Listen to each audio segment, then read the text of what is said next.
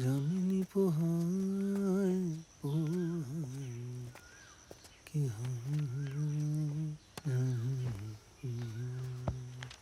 এই পুলটার এবার টেন্ডার জমা দেওয়ার সময় এসে গেল। এস্টিমেট কি দাঁড়াচ্ছে? খুব টাইট করে করলেও 30 কোটির নিচে দাঁড় করানো যাচ্ছে না। ওদিকে মাল মশলার ব্যাপারে তো সিন্ডিকেটকে না খাইয়ে কিছু করাও যাবে না। তার মানে লোয়েস্ট বিটটা এই ফিগারে আশেপাশে ঘোরাফেরা করবে। হ্যাঁ, আমি বলছি কি, আমি না হয় একটু ওদিক ওদিক করে টোটাল ব্যাপারটা 28-এ নামিয়ে দিচ্ছি। ওদিকে হেভিওয়েট ট্রাক তো কম। এই কাজটা না হলে ওই ধূপগুড়ির ফ্যাক্টরিটা, কাঠের ফ্যাক্টরিটা একদম বসে যাবে। একটা কাজ করুন, আমাদের কোম্পানির নামে 35 কোটির একটা টেন্ডার জমা দিন। আর যেভাবে হোক মতি মণ্ডলের কানে খবরটা পৌঁছে দেওয়ার একটা ব্যবস্থা করুন। তাহলে ও যেটা করবে, ও নিজের লোককে দিয়ে এর থেকে কম অ্যামাউন্টে টেন্ডার জমা করবে। ইন দ্য মেন টাইম আমাদের এই পূর্ণেন্দুর নামে একটা নতুন কোম্পানি খোলার ব্যবস্থা করুন। আর ওর কোম্পানি থেকে 27 কোটির একটা টেন্ডার জমা দিন।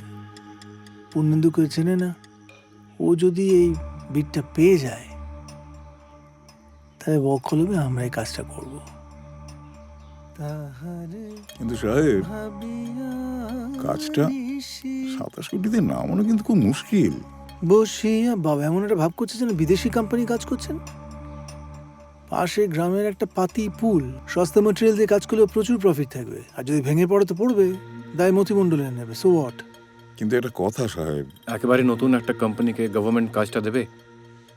তারা আগে কি করেছে, ক্রেডেনশিয়াল কি, আর্থিক সম্বল কি, সেসব জানতে চাইবে না? বাবা মানে জো তো বণিকবাবুর মতো সহজ সরল নয়। গুড। কথাটা কিন্তু মন্দ বলেনি। কথাটা আমার মাথায় আসেনি তা নয়। চিন্তা করে না, সমস্ত ভুয়ো কাগজপত্র রেডি, প্রিভিয়াস কাজের experience, balance sheet, fund source সব রেডি আছে। সমস্ত কিছু তোমার টেন্ডারের সঙ্গে জমা পড়বে। আর কলকাতায় আমার যে সমস্ত লয়ার্স রয়েছে, they will take care of everything. You don't have to worry about that. তোমাকে যেটা বলা হবে ঠিক সেইটা করবে। ওকে? যেটা আপনি বলবেন। আর ব্যানার্জিবাবু, মতিমণ্ডলের কানে কিভাবে খবরটা পৌঁছবেন, ইউ নো দ্যাট, রাইট? জামিনী পোহায় হ্যাঁ সাহেব, 1 মিনিট বলছিলাম, বণিকবাবু খুন হওয়ার আগে বড়বাবুর কাছে এসেছিলেন দলিলগুলো দিতে। তাহলে কি পাঠকের ব্যাপারটা নিয়ে নতুন করে কেউ নাড়াচাড়া করছে? হতে পারে, মাথায় আছে। ওই দলিলপত্রগুলো সমস্ত বাবার কাছ থেকে নিয়ে আমার লয়ারের সঙ্গে কনসাল্ট করবেন, এবং এক্ষেত্রে যে টাকা পয়সা লাগবে আমার অ্যাকাউন্ট থেকে দেবেন, এবং কোনো পাঁচখান যেন না হয়।